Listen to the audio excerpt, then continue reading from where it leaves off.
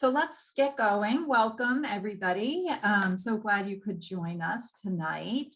Our first little fun item of business this evening is to tell you that you're on the ground floor of this exciting news. You're an insider. You were there when it happened. We are launching a new name tonight for this series of conversations, which celebrates writing and writers, from poets, journalists, novelists, historians, and all other wordsmiths, as thought leaders and intellectual influencers.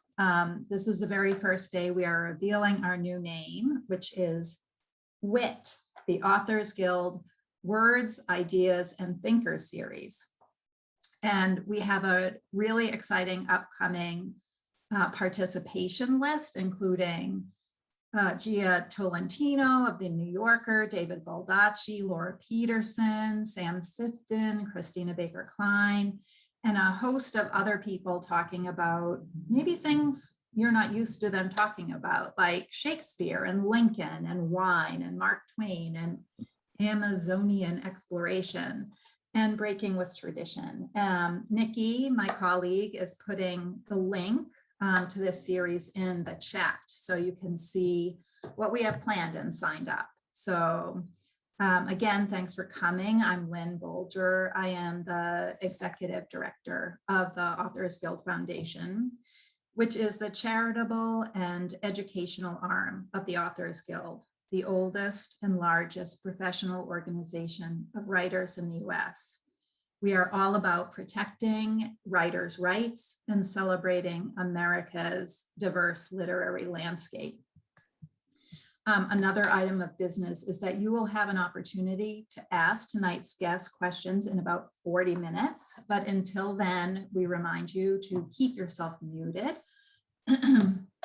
And welcome, Bob Keyes. We are here with journalist Bob Keyes, who has been writing about the arts in Maine for about 20 years for the Portland Press Herald and the Maine Sunday Telegram. He has received numerous awards for his reporting, including the Rabkin Prize for Visual Arts Journalism and the Maine Writers and Publishers Alliance Distinguished Achievement Award for exceptional and steadfast contributions to the Maine literary community. We are here to talk about Bob's very exciting new book, The Isolation Artist: Scandal, Deception, and the Last Days of Robert Indiana. Bob has written dozens of articles on Indiana and has visited him numerous times over the past 20 years. Bob, welcome. Thank you very much, Lynn. It's a great honor to be here. I'm thrilled you want to talk about the book. It's so exciting. So I think most people have one image in their mind when they hear the name Robert Indiana. And that is his love work, which has been on posters and postcards and Christmas cards from MoMA, and of course, huge sculptures. But let's put Indiana in context of the 20th century art scene and give those who don't know him past the love sculpture a sense of his life's trajectory. Sure. Robert Indiana was born in Indiana and came to New York in the 1950s as a fairly young man after a difficult youth in search of himself, and he wanted to express himself through his artwork. And he began making just a series of paintings and sculptures and whatnot that allowed him to begin expressing himself. And as time went on, he evolved into a new identity, changed his name, and began making a variety of work. He had done successful work before the Love piece, which was in 1965 and 66, essentially. MoMA had purchased some work of his early on in the 1960s as well, and his career slowly grew, and ultimately he became one of the great 20th century American artists. He called himself a sign painter from the Midwest because most of his works many of his works involved numbers and letters, and really did paint a map of his past and to some degree, his future as well. His work was very, very biographical. He was known as a pop artist, but he didn't like that label because he thought it was too limiting. He wanted to be seen as a serious artist whose work would last much longer than the currency of the moment. I I I was so surprised to see really how almost deliciously iterative his and derivative some of his works were, including the number five, which of course harkened back to Demas, and his elegies for Marsden Hartley. Can you talk a little bit about how he used other people's works in his own work, and a little bit about that biography, how that came out in his work? Sure. So Indiana saw his artistic expression as a way to tell his story. And his story was informed not only by his life, but by the artists and others who influenced him along his way. And in a couple of his famous pieces, for instance, Love is not just the word love, and presented in a different way, but it includes the colors of Phillips 66, which is where his father worked and where his father earned a living for quite a while. And that became much more to Indiana than simply a famous piece of art. It was part of his story and part of his biography. In 1966 at the World's Fair, he did a sculptural piece called Eat, EAT, arranged in a variety of formations, and it was a tribute to his mother, and it was based on his last visit to his mother when she was on her deathbed, and he flew in from his military assignment in Alaska and reached her before she died, and the last thing she said to him was, "Did you get enough to eat?" And so Eat became a motif that became very important to him on a personal level, but also an art that was easy for the public to consume and to have fun with. And so his art worked on a lot of different levels for him. And he did that throughout his life. So it was his personal people like his parents, and other artists as well. And you mentioned Marsden Hartley, and that's one of the more obvious ones, especially during his time in Maine. Yeah, we'll get to that in just a sec, because of course that's where, he spent quite a bit of his life, more so than in New York. But let's talk about the Love piece, which was an instant and remarkable, iconic work. But it was a mixed blessing for him. Could you talk about why it was a mixed blessing and not just a sheer a boon to him? Sure, absolutely. It was a mixed blessing because he failed to pay the image that he created, the attention that he should have in a legal perspective. He didn't trademark it, he didn't copyright it. It circulated in public before he was able to really capture it as a fine art piece. He made it as a Christmas card for MoMA, and it circulated to MoMA members as a Christmas card. And then he later created images, sculpture, and paintings based on that Christmas card, and had a show at the Stabler Gallery in 1966. And when it came time to advertise that show, the poster was created with the image of love on it. And there was some discussion about whether there should be a trademark, a symbol affixed to that work. And Indiana rejected the idea because he didn't want to commercialize his work, and he didn't want to compromise its presentation by degrading it with a trademark symbol. And so he never pursued the trademark, and later never pursued a copyright either. And so he really didn't make any money. He became exceptionally famous because of the piece. But the piece, the Love work, whether it was the sculpture or the stamp, which came out in 1973 from the US Postal Service, whatever it was, the image was always more famous than he was. And that's something that he came to resent.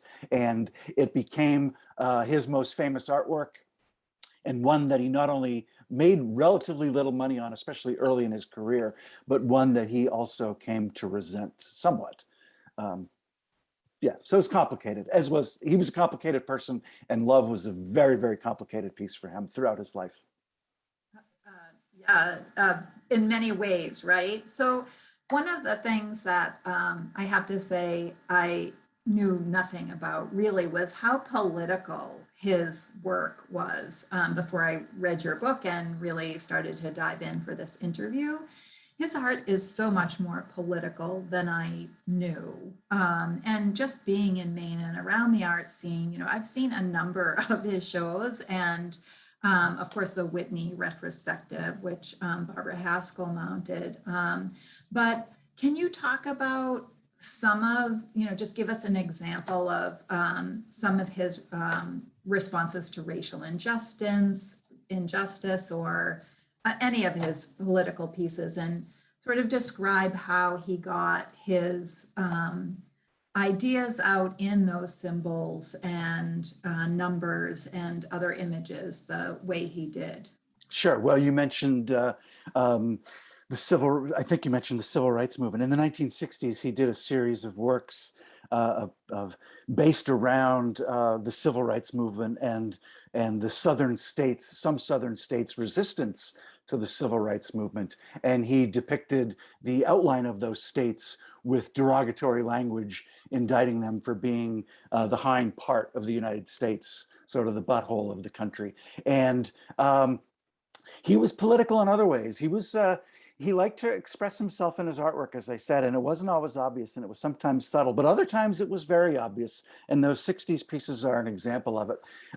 But Hope became a political piece in the piece that he made in 2008. It was sort of adopted in a casual way by the Obama campaign, and it certainly debuted in August of 2008 at the Democratic National Convention.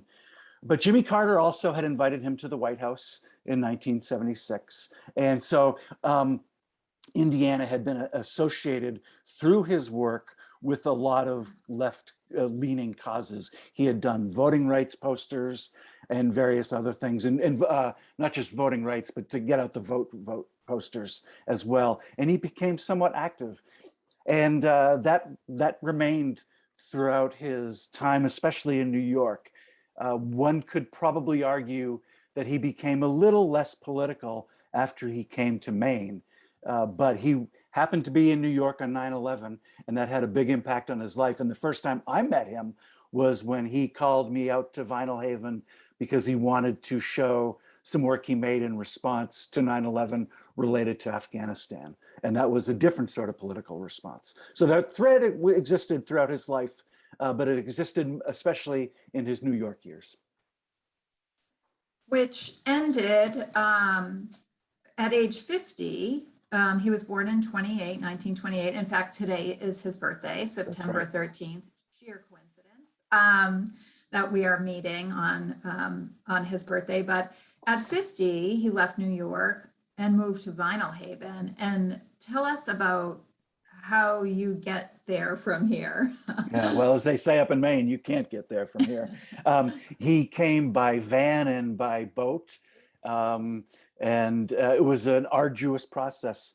I forget the number, it's in the book, either 13 or 17 van loads, a couple times each, back and forth, two vans, several, 13 or 17 trips between Manhattan and the mainland, and then getting on a ferry from the mainland over to the island, whether it was the public ferry or the private ferry, and then just a long process of delivering van loads of work to his home, to the Star of Hope, and filling it slowly, but certainly with his work and with his personal belongings.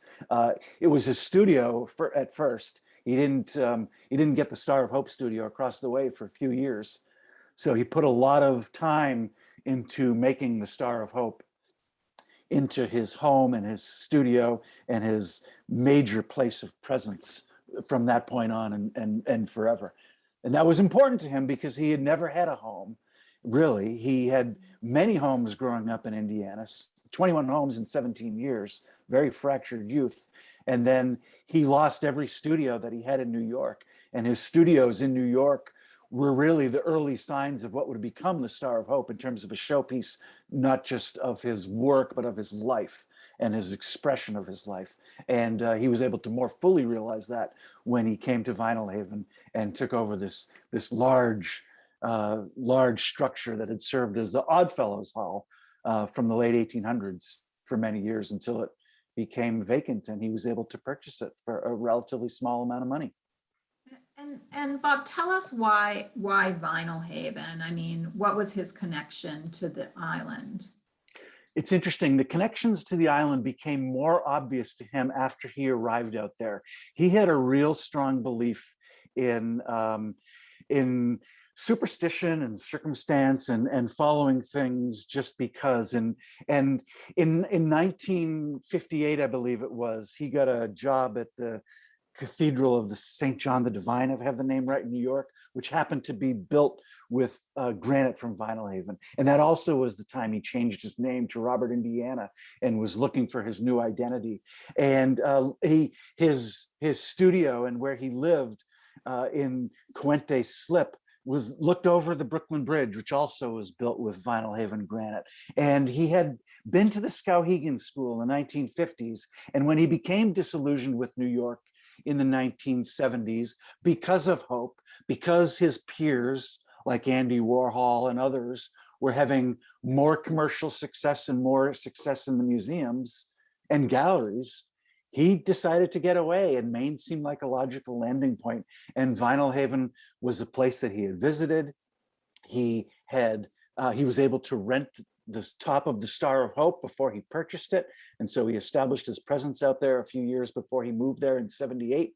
And it just became a place where he could go and truly become himself. But I believe, to answer your question directly, he was called to Vinyl Haven in many ways because of the way he lived his life. As I say, he followed fate and circumstance, and he truly believed that fate called him out there because of the connections along the way. And Hartley became one of those big connections that he found out a few years after he moved out there.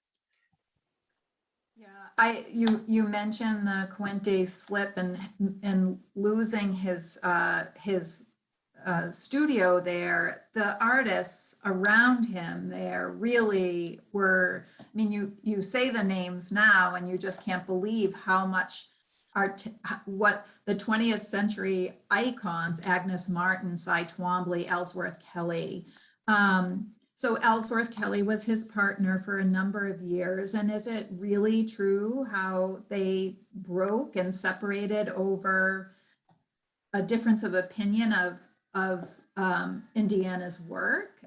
Could that possibly be true? Absolutely, it could possibly be true. That's the story. I have no reason to doubt that it's true. It has been accepted as the truth. So essentially, Ellsworth Kelly objected to the idea of Indiana adorning his artwork with letters, words, and numbers, and he admonished him for doing it, and that led to a fracture of their relationship. Yes, so that I believe that to be true. The thing about Indiana is that he he had a difficult personality, and he pushed people away as much as he pulled them in. And he might have treated some sort of a reaction like that from somebody he cared most about as a slight that he could not overcome. And so it wouldn't surprise me that he would have reacted that way, and that it would have led to a much larger issue in their relationship that ultimately, in many ways, led to his moving to Maine. He did not have another.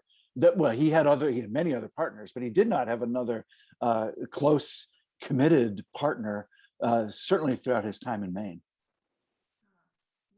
Yeah. So he arrives in Maine, and what is he like as a new Maine Islander? How did people respond to him? How did he welcome people, or did he not? Like the early years in Maine. Let's talk about those a little bit. Sure. The early years in Maine really begin, I look at them from 78 to maybe 82, 83, somewhere in that range.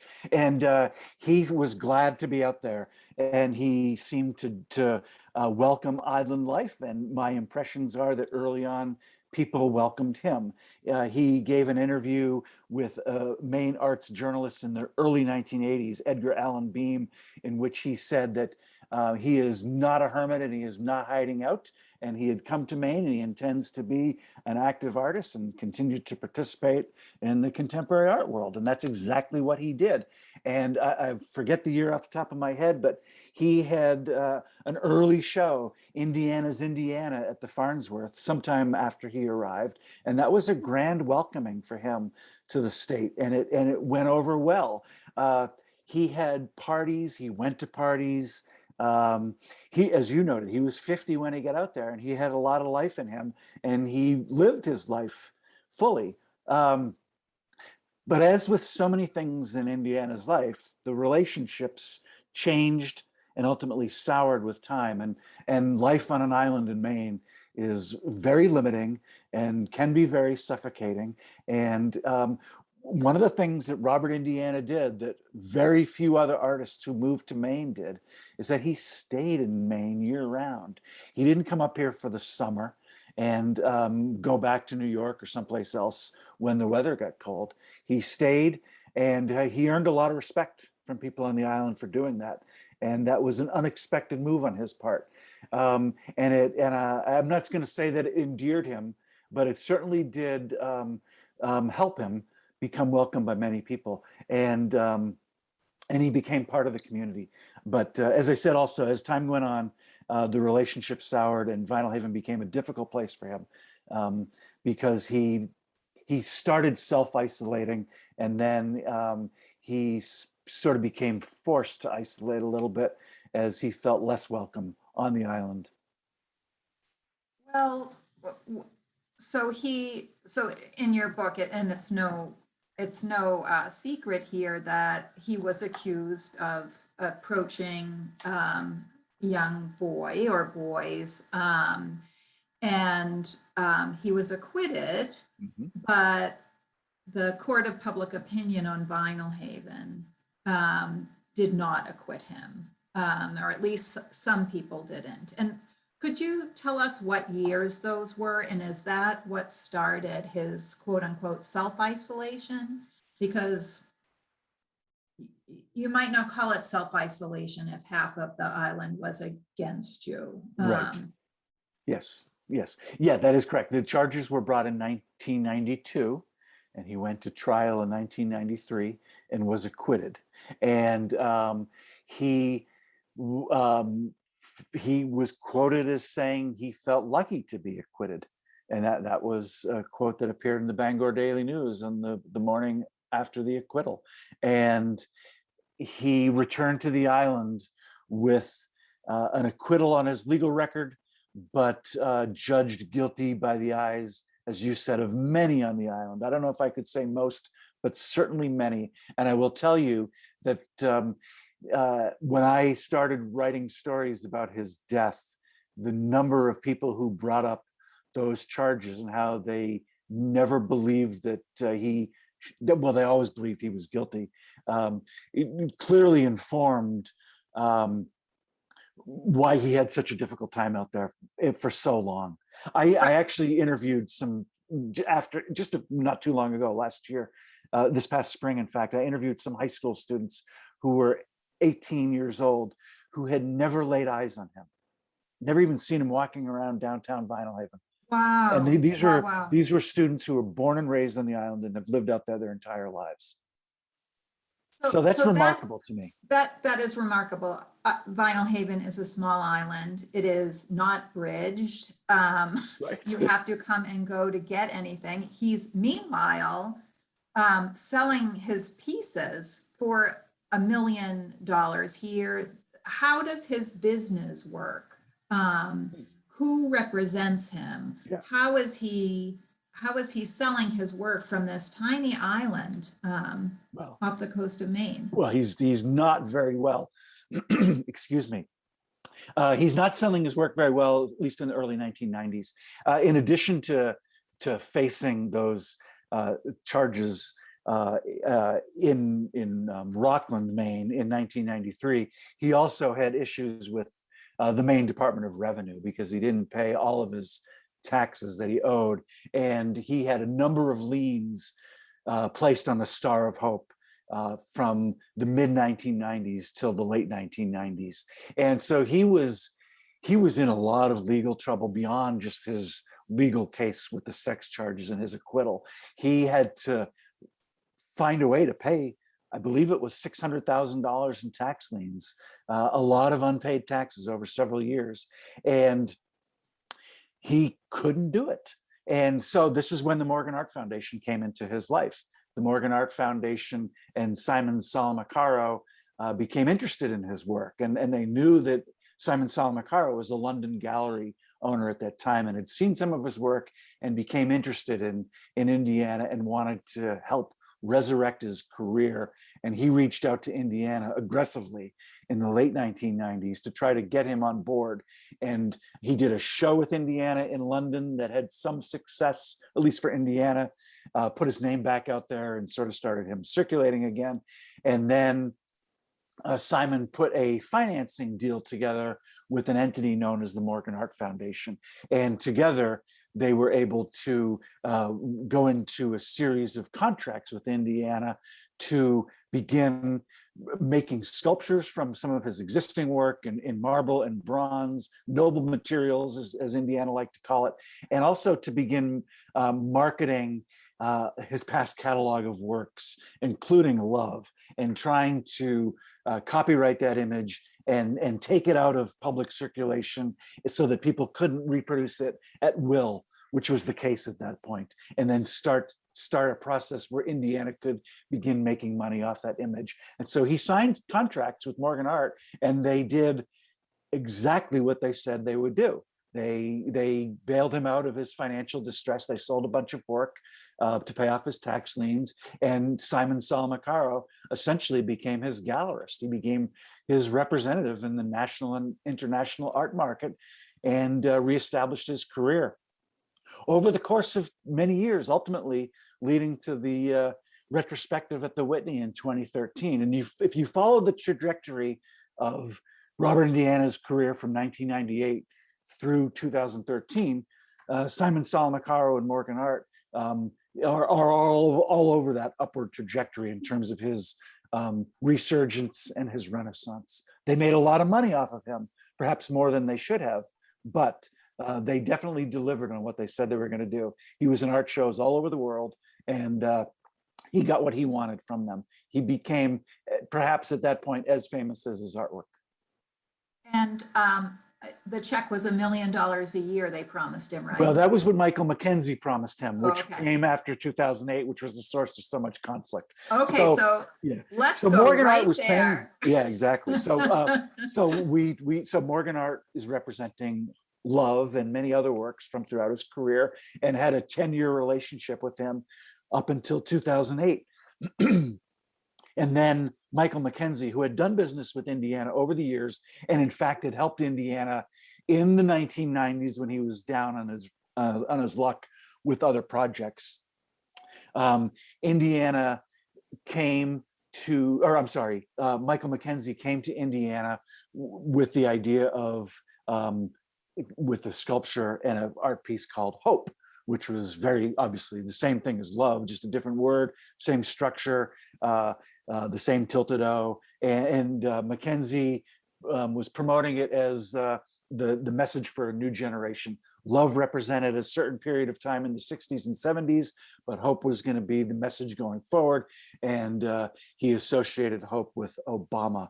And Michael Mackenzie signed a contract with Indiana in 2008, promising him $1 million a year. And so Indiana was under contract in 2008 then with two different art dealers. And that's where the conflict began. And that's where the legal troubles really had their roots. So 2008,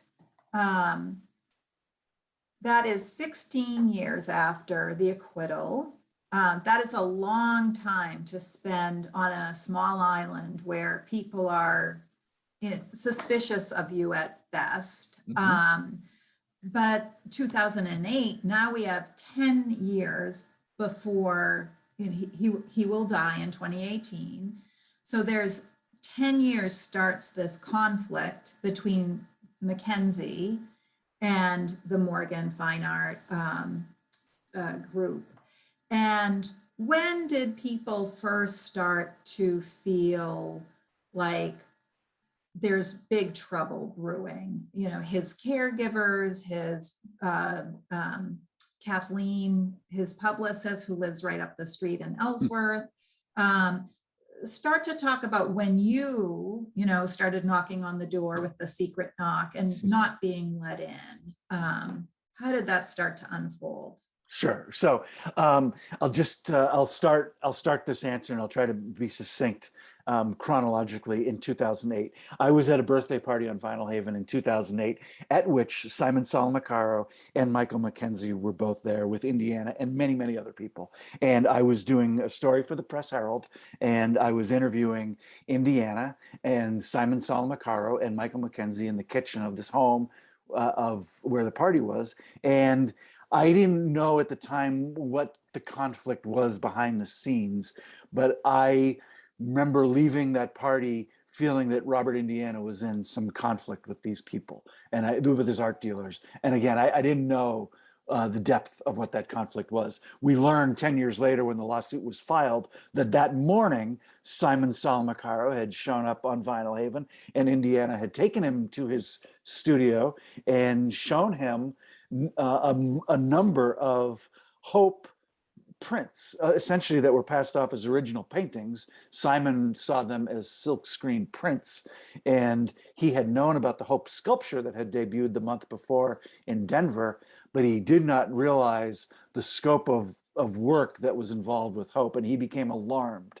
And at that party, while Simon was talking about Indiana as this great American artist with this great history, Michael McKenzie was talking about Indiana's future, all built around hope. And so I left that party, not knowing what the conflict was all about, but knowing that there was something brewing. As the years went on, that conflict became greater. And I began hearing in the early 2011, 2012, that Indiana was unhappy with the Morgan Art Foundation and that he was in conflict with them over payments and that sort of thing.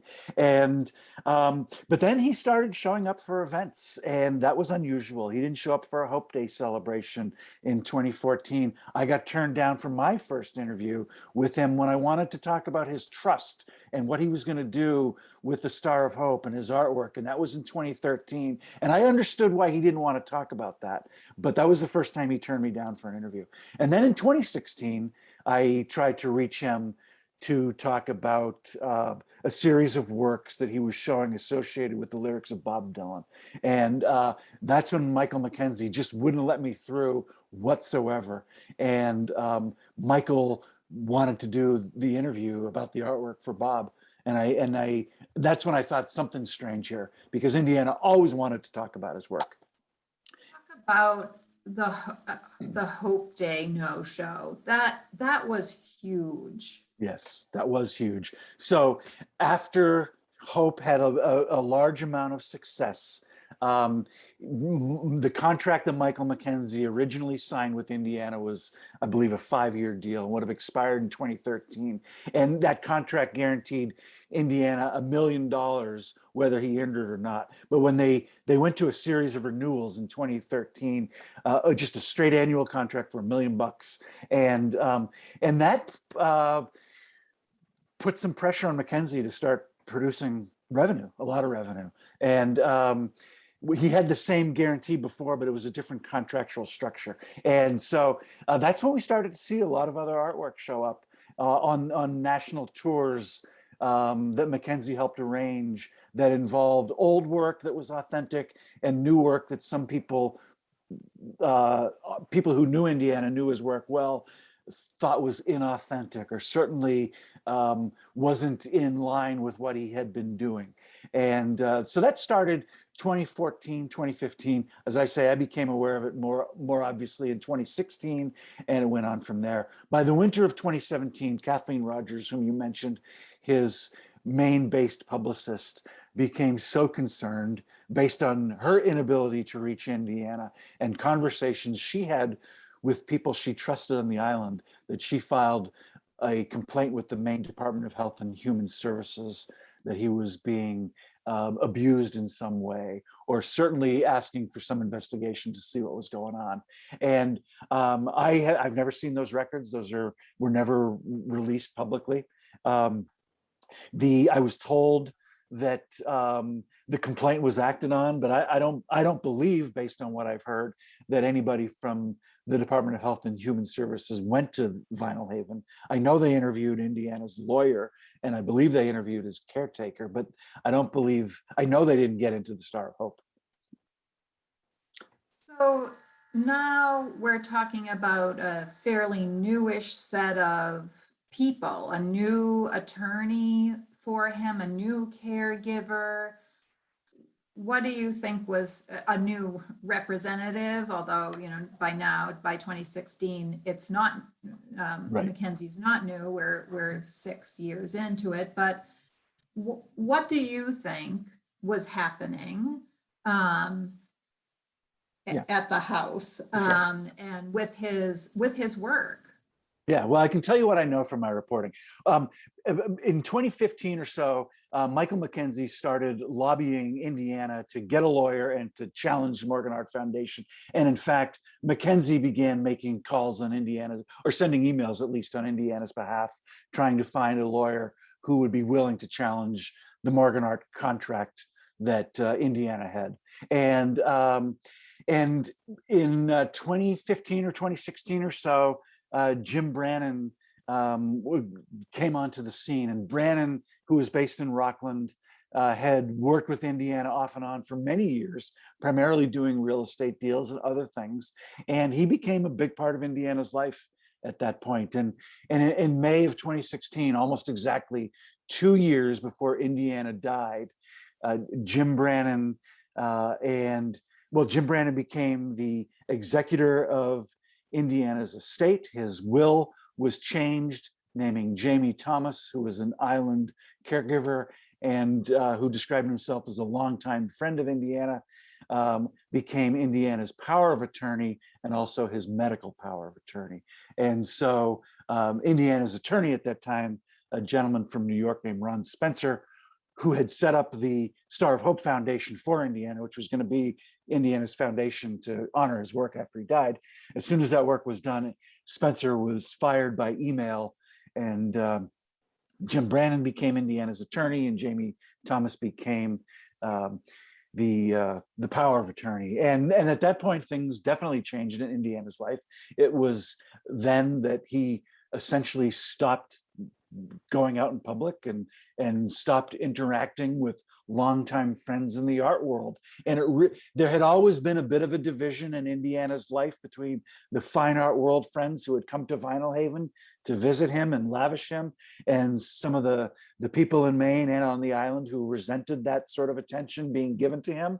But that divide really became acute in 2015, 2016, 2017. And the fine art world was shut out from Robert, Indiana in a dramatic way. People who had visited for years and years could not see him anymore. And so the alarms were going off in museums and elsewhere, wondering what has happened to Robert, Indiana. And ultimately it led to the lawsuit filed in May 2018. And then we learned days later that Robert, Indiana had died. So in 2016, just to have everybody realize what we're talking about, an 88-year-old man who has zero family, none. Correct. And so on the one hand, there's a faction who's saying, we are taking care of him. We have his best interests at heart. He's an 88-year-old man. He deserves his privacy. And other people who have known him forever saying, something's not right here. So bring us to the day he may have died, the day he was reported to have died, the mystery around his actual death day. Yes, well, sure, absolutely. So there is some mystery around his death. Robert, Indiana, the world learned that Robert, Indiana died on May 21st, 2018. And his death was reported late in the afternoon. And on Friday in mid-afternoon, on Friday, May 18th, was when the Morgan Art Foundation filed a lawsuit against Michael McKenzie and Robert Indiana, because Indiana was, they alleged, allowing artwork to be made under his name. And then we learned on Monday the 21st that he died the next day on Saturday, and that was that date of death is accepted. That is his official date of death. But in my reporting on this book, I spoke with many people, including Michael McKenzie, who told me he is 99.9% sure that Indiana died on Friday, May 18th. He didn't know about it till Monday the 21st, but he has been told that Indiana died on Friday, May 18th. Webster Robinson, who was one of Indiana's longtime and closest personal associates and assistants on the island. He lived on the island. He was from the mainland, but Indiana bought him a house on the island. He told me without question Indiana died on Friday, May 18th. And the discrepancy has not been resolved. My theory is that, well, let me just tell you, Jim Brannan's the one who, his attorney is the one who announced his death on Monday, May 21st. And he announced it when a reporter from the New York Times called him to ask about Indiana's health, because the reporter had heard the rumor that others had heard that Indiana had died, and he needed to confirm it. And so Jim Brannan confirmed it in a phone call, and at that time said he died on Saturday, May 19th. And so that's the established date of death. And I don't think we're ever going to know. There was but Indiana's body was removed from the island very quickly and quietly after dark. It was taken to a funeral home in the mainland and by plane, and it was prepared for cremation. And on Monday afternoon, when Luke Nickus, the attorney for Morgan Art, learned that Indiana had died, and Luke is the guy who sued him on Friday, he was suspicious right away and asked for an autopsy. He called the FBI and he asked for an autopsy and an investigation of art fraud. And so an autopsy was ordered. So the process of cremation was halted, an autopsy was ordered, and ultimately the autopsy was inconclusive. The cause of death and the manner of death were ruled undetermined, which is an exceedingly rare determination. Most people agreed he died of heart failure. Almost certainly he died of heart failure. He had a lot of he had a lot of heart issues.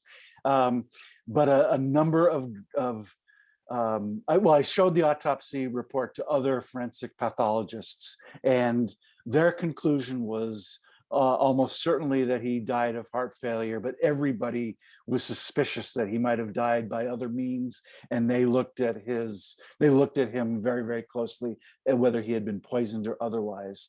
Ultimately, there were a number of drugs that showed up in his system, all of which, morphine and isopropanol and lorazepam and andropene, all common drugs used in end-of-life care. The issue there is he was a Christian Scientist and had rejected Western medicine throughout his life, but he at the end ultimately faced it with, as I say, with this end of life retinue of drugs. And when they were administered, I don't think we'll ever know. As I say, the autopsy was inconclusive. They found a lot of isopropanol in his body, but that would have been consistent with his body having been prepared for cremation. And the high levels, the unusually high levels of isopropanol probably could be explained by that. The morphine would be consistent with somebody in his last days of life. That is a really great place to turn this over for questions from our audience. And Nikki is going to take that over. She's going to direct. So you can either raise your hand for Bob, in the little, either in the box or put your question in the chat. Nikki, you can take it from here. Sure. We actually already have 2 questions that were in the chat already. Forrest, would you like to ask your question yourself, or do you want me to read it out loud? I will try. I don't know if you can hear me. We can. Okay. It's like, I was curious about Robert Indiana's early sort of career. I read the book or listened to the book, which was great. But there's not a lot about that. I mean, it seems like he had early success, financial success, and he just probably made his money from selling works, is what I assume. Yes. Yeah. Well, he sold works, and he had museum success in the 1960s, and he had a lot of commercial success. That's exactly right. He was an artist who showed around the country and had and traveled to shows to talk about his work. He had all the kind of career that an artist at his level might expect. But the issue for Indiana in New York is that he was among people like Ellsworth Kelly and Andy Warhol and all the others whom Lynn mentioned before. And he, because of his insecurities and because of just the way he was, he couldn't help but compare himself to them. And he always came up short in his measurements and his self-evaluations. And it made him insecure, and it made him unable to appreciate the success that he had, which also made it difficult for him to become more widely known or more widely successful. And I'll give you an example of that is in the book. And I will just say I concentrated on the last years because that's when I knew him, and that's when this conflict unfolded. But Simon Salmacaro from the who represented Morgan Art Foundation, talks about when he became friends with Indiana and got to know him. He learned that Indiana was uncooperative with curators, with directors, and with others. And it took a lot for Simon to get Indiana to work with him. And Indiana ended up confessing to him that he let a lot of correspondence with curators and museum directors go unanswered. He could have had more success that he wanted, but he either ignored it or he chose not to pursue it. And one of the things I talk about in the book is his biographer, Susan Ryan, who knew him well in the late 1990s. She lamented that he always lacked someone who could watch out for him and sort of take care of sort of that business end of things that he really did not do well at. And because he wasn't good at business and because he wasn't good at personal relationships, it made him a difficult artist to deal with. And he became his own worst enemy in many ways. And that precedent was set during those early years in New York. He had that success, but it wasn't quite good enough. And he always, as I said, he put himself in comparison to others, and it left him always wanting more and unsatisfied, even though he had a lot going on for him. We also had Laura had previously asked if you think his personal issues will impact his future reputation as an artist. Yeah, that's a really interesting question, and one we're giving a lot of time and attention to these days with artists in general. I think Indiana's reputation as a difficult person and a curmudgeon and someone who is hard to get along with will be easily overcome. I think it's important if his reputation is tarnished by the sexual reputation that he had, despite the acquittal. I think it's important that we go back and look at that record a little bit more. And it wasn't that long ago. 1992 is not that long ago. And one of the things that I think we're going to start to see is a re-examination of and interviews with people from that time who have not spoken, and a re-examination of those records, and maybe a resurfacing of some of that. I think it would be only fair to try to answer those questions once and for all. I do think the book quotes people who knew Indiana not back then, but had been with his life for some time, who dispute some of those allegations, but they're persistent and they have dogged him for a long time. And I think we'll continue to learn more about those as people talk. Patricia had asked, why is the exact date of his death controversial? Did his lawyer ever explain the discrepancy? No, and the official date of death is May 19th. It's controversial because it raises the questions, why was there a discrepancy? Was there simply a miscommunication for people on the island about when he died? And I traced the rumor back to its source, and the woman who I believe, started that. Actually, I called it a rumor. It's not. I don't believe it's a rumor. The woman who began that narrative didn't want to talk to me about it and ultimately hung up the phone. But it's important because in Maine, you have to wait 120 hours to file legal documents. I believe that to file a legal documents related to his will, so to relate to anybody's will. So 120 hours after death, the executor of an estate can file a will and then become the personal representative. I believe that it was the intent to keep his death quiet until they could file such paperwork, they meaning the representatives of Robert, Indiana, Jim Brannon primarily. And when the New York Times asked on Monday afternoon about the date of death, I think Brannon said Saturday, because that could still be explained as a reasonable amount of time before making it public. And that meant he had to wait another day to file the paperwork. He didn't, but I believe that's where the discrepancy lies. Cool, thank you. Suzanne had asked, did you encounter any sensitivity by Indiana about being an adoptee, particularly following the death of his adoptive parents' prior first child? I did not encounter that directly, although he talked about his childhood a lot because it was such a prevalent part of his artwork in the Star of Hope. And so he did talk about his adoptive parents, but not in sort of any resentful way, at least to me, but without question, he was sensitive about being adopted.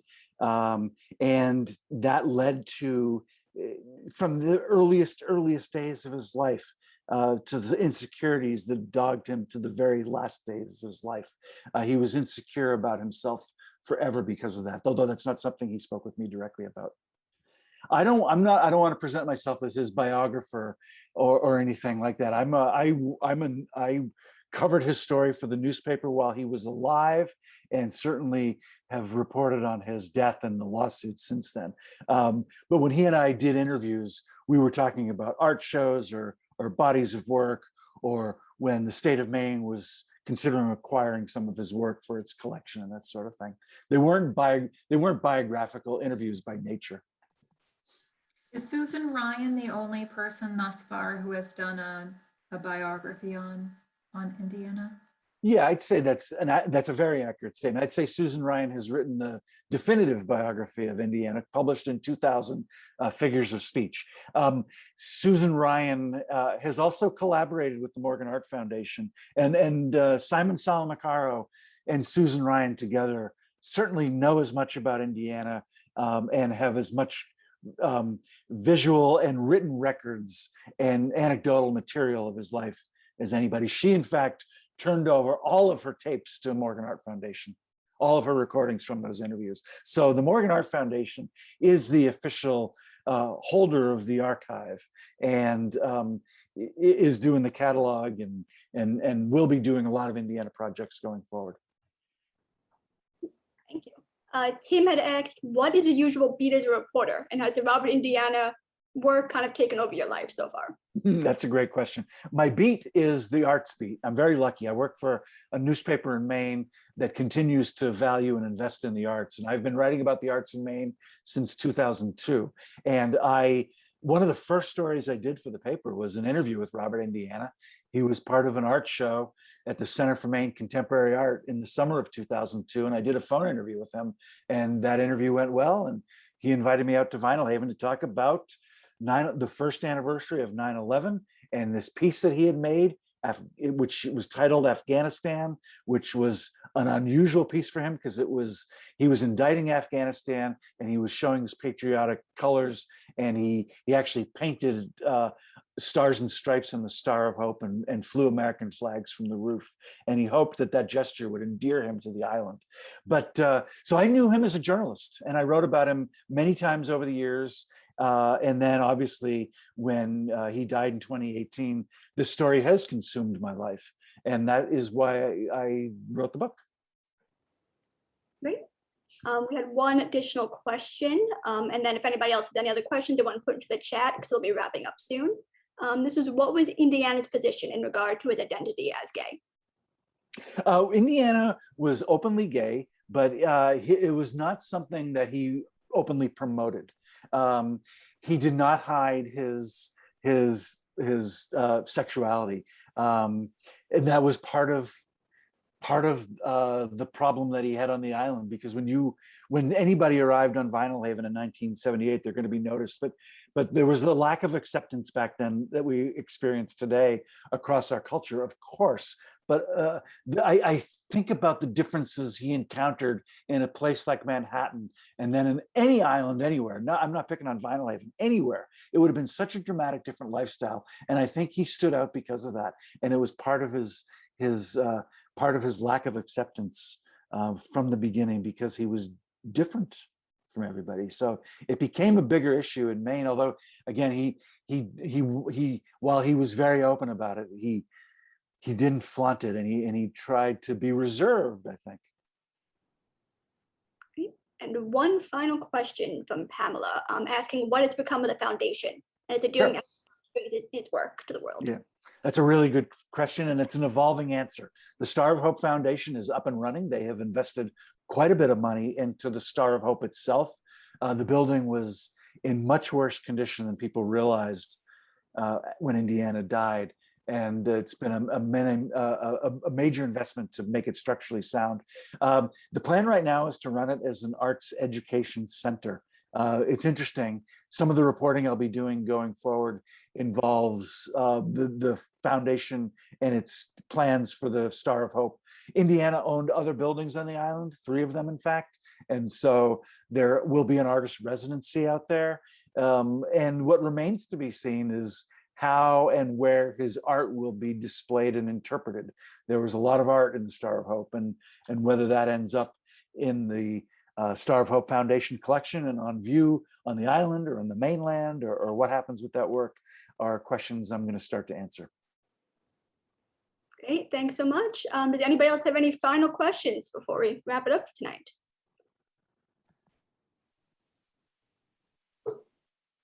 All right, well, thanks so much to everybody for attending. Lynn, do you have any final remarks you want to say? Oh, thanks, Bob. It's been a pleasure meeting you and learning about this book, and good luck with your next talks. And thank you very much. I really enjoyed being here, and I appreciate your questions from Lynn and also the people participating. It's great to hear from everybody, and I appreciate your interest. Thanks so much, everybody. Good night. Good night.